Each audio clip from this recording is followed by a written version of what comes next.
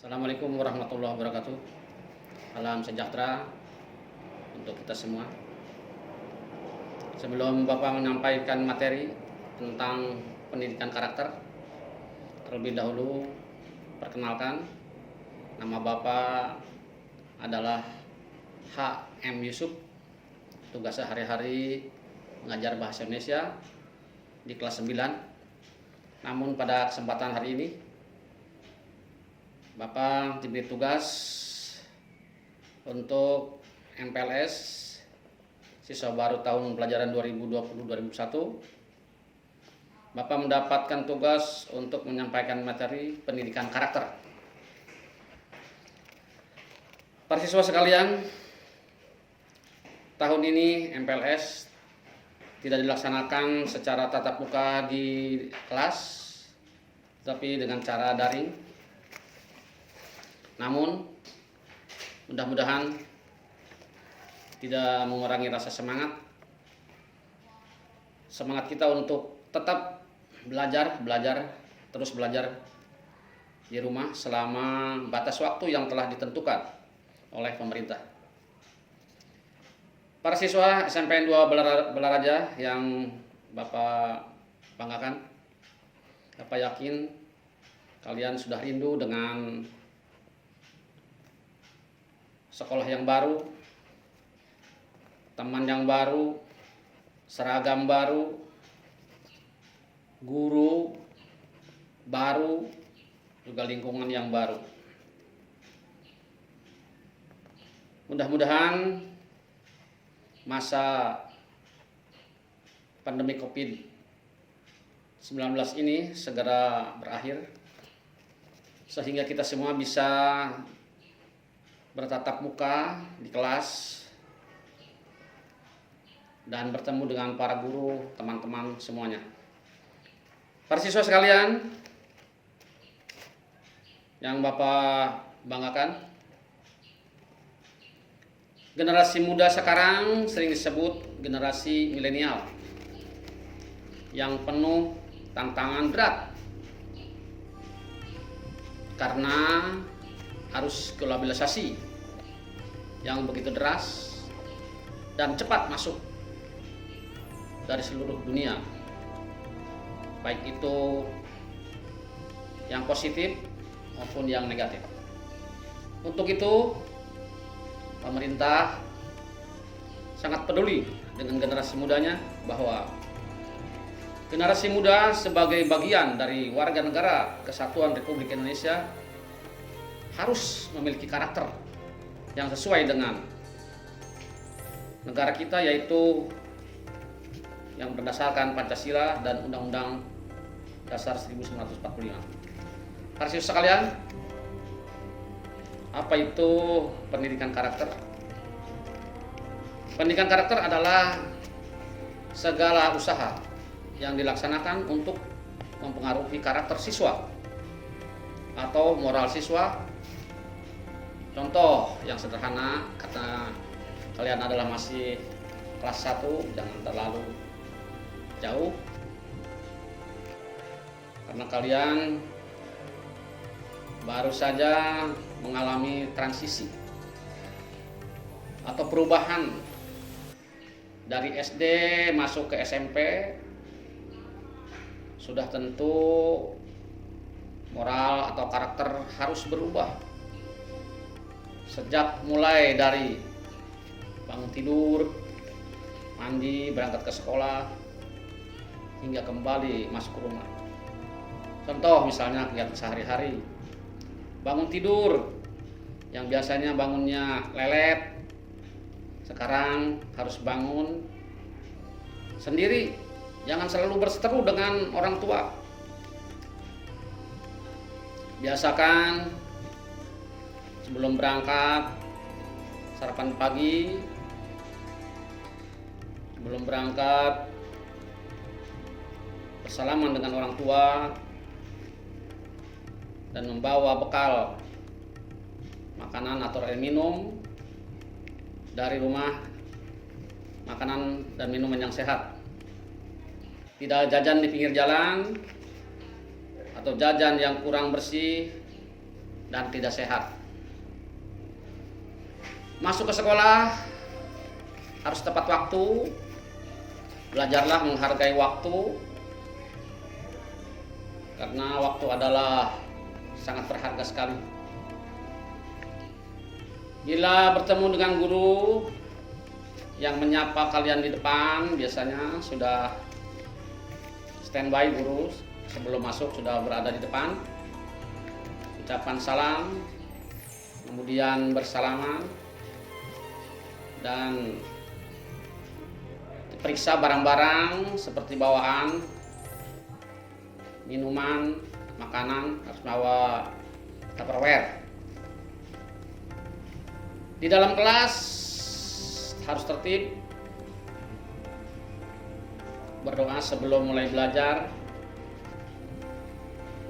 dimulai. Ikutilah program pelajaran dengan penuh semangat. Pulang sekolah segera menuju rumah.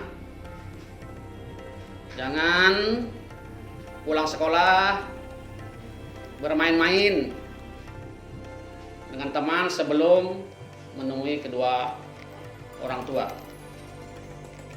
Itulah beberapa contoh karakter yang harus dimiliki oleh setiap siswa. Para siswa sekalian, itulah sekelumit yang ingin Bapak sampaikan. Tidak banyak, mudah-mudahan bermanfaat untuk kita semua. Sebagai tugas dari Bapak untuk dikumpulkan kepada wali kelasnya, buatlah temuan-temuan contoh video praktek yang dapat kalian lakukan untuk menambah pendidikan karakter. Atas segala kurangannya, Bapak mengucapkan terima kasih. Sampai jumpa di lain kesempatan. Assalamualaikum warahmatullahi wabarakatuh.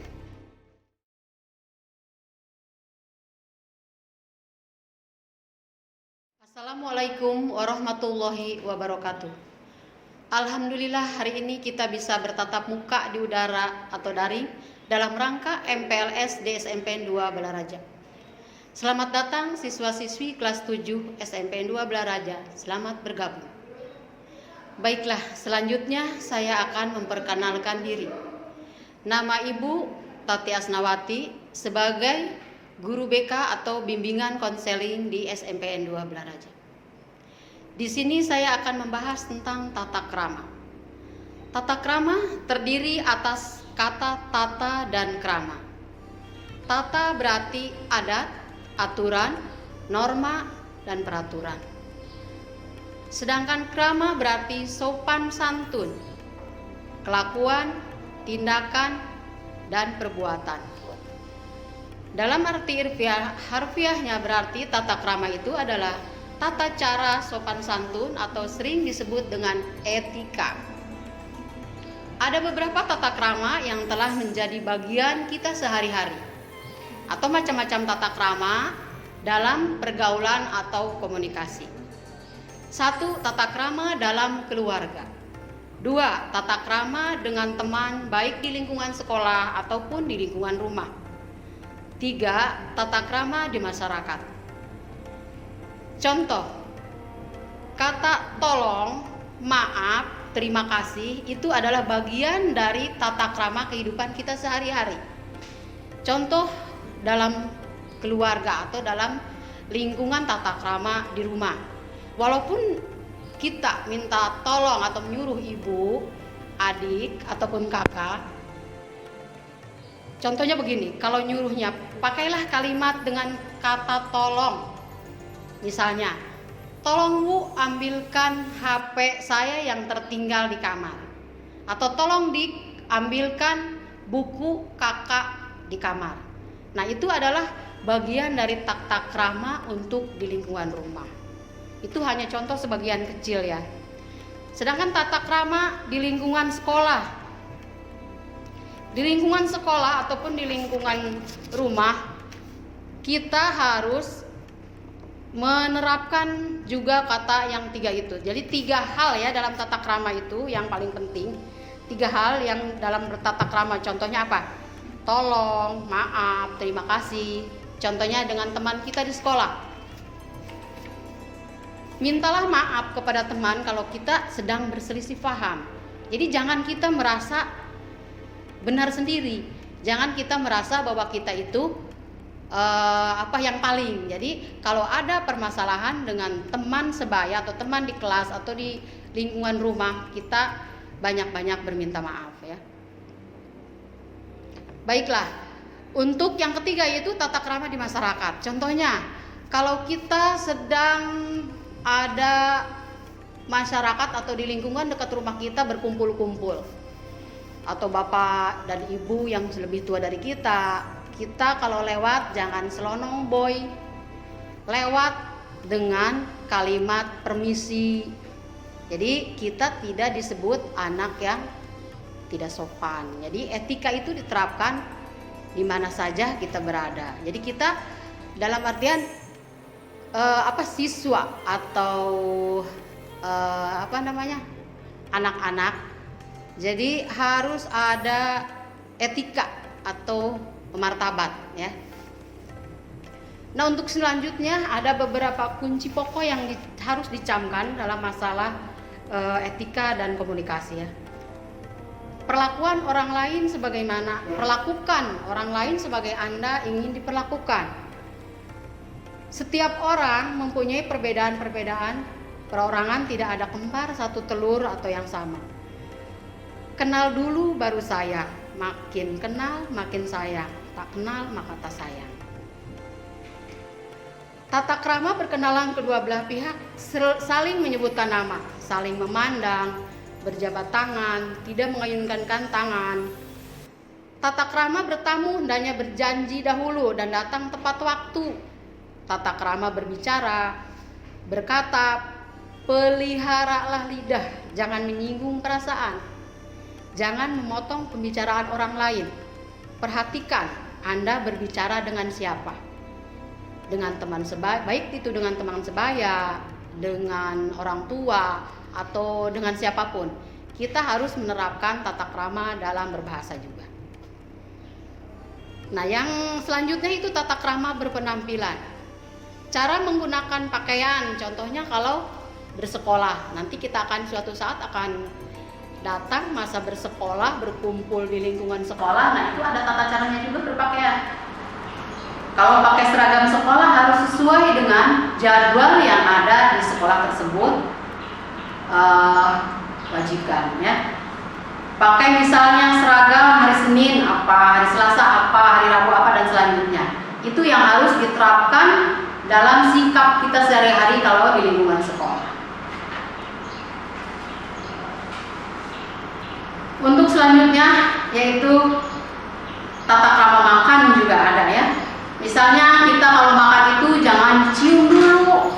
Nah, kalau dicium itu makanan itu menandakan bahwa kita kelihatannya tidak sopan. Ciciplah makanan dan minuman dengan tidak bersuara. Jika batuk pada waktu makan, tutupi dulu. Berdoa dulu sebelum makan. Untuk selanjutnya, tata cara menggunakan fasilitas umum. Buang sampah pada tempatnya. Jangan jajan sembarangan, dibuang sembarangan. Jagalah kebersihan, baik di dalam kelas maupun di sekitar halaman. Taman umum harus kita jaga bersih kebersihannya. Sopan santun, misalnya yang bawa motor ke sekolah, sopan santun berkendaraan di jalan. Terakhir, marilah kita terapkan 3S. Salam, senyum, sapa. Untuk tugas LKS, yaitu kerjakan, simpulkan 3 tata krama. A. Di lingkungan keluarga, B. Di lingkungan teman, C. Di lingkungan masyarakat. Kirim ke walas masing-masing. Terima kasih atas perhatiannya. Semangat. Wassalamualaikum warahmatullahi wabarakatuh.